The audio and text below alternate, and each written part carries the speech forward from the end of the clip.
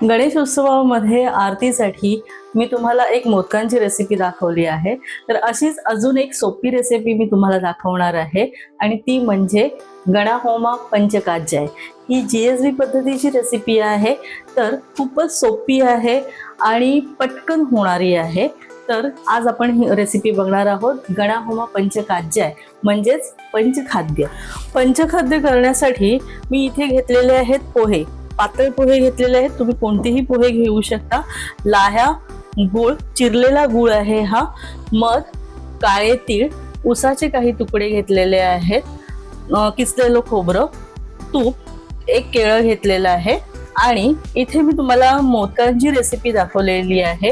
तर त्याच पद्धतीचे हे मोदक आहे, जे तुम्ही 5, 11, 21 किंवा कितीही तुम्ही तुमच्या आवडीनुसार घेऊ शकता। तर ही झटपट होणारी पंचखाद्यांची ही रेसिपी आहे, ती आता आपण करूया। केळीचे आपण स्लाइस करून घेऊया।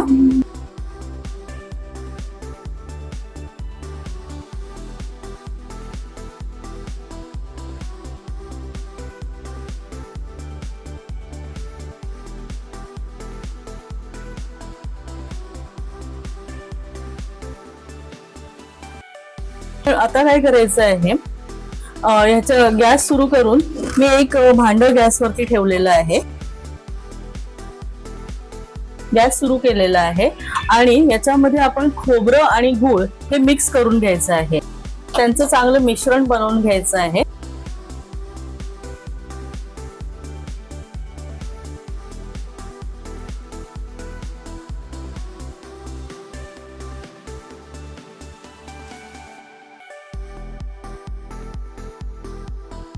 नेहमीप्रमाणे आपण जसं खोबरं आणि गूळ मिक्स करून घेतो, तर त्याप्रमाणे हे मिक्स करून घेत आहोत।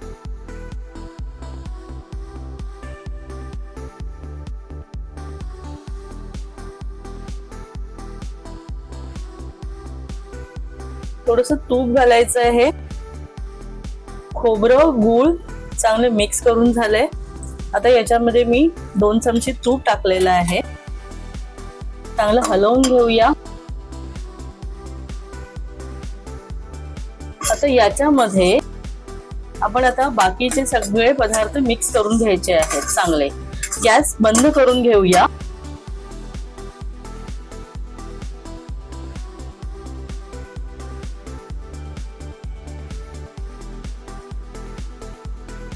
हे गरम असलेलं मिश्रण मी आता खाली उतरवून घेतलंय आणि याच्यामध्ये आता आपण पोहे मिक्स करूया।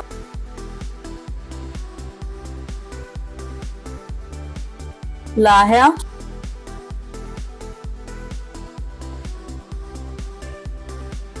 उसाचे तुकडे, थोडेसे तीळ, काळे तीळ आहेत हे,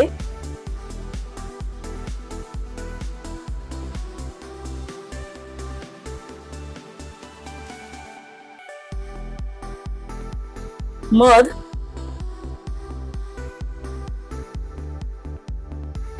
केळीचे तुकडे, तसेच हे मोदक,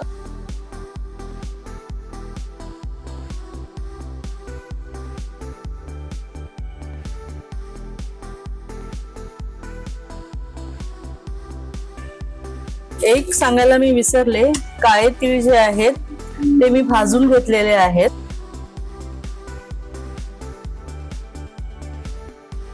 हे मिश्रण सगळं आपल्याला चांगलं व्यवस्थित हलवून घ्यायचं आहे।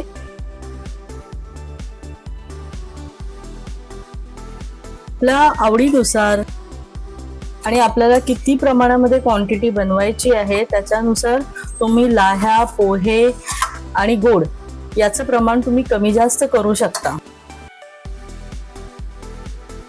व्यवस्थितरित्या हे व्यवस्थित हलवून घ्यायचं आहे। गूळ, खोबरं आणि मध हे व्यवस्थित आपल्या ह्या सगळ्या पदार्थांना लागलं गेलं पाहिजे।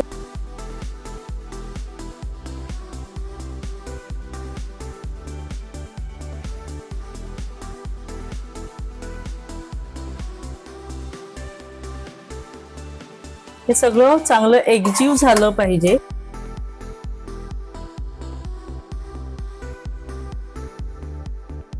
अशा प्रकारे आपलं पंचखाद्य प्रसाद तयार झालेला आहे.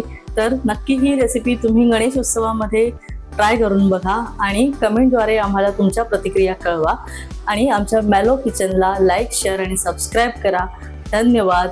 अन्न हे पूर्ण ब्रह्म.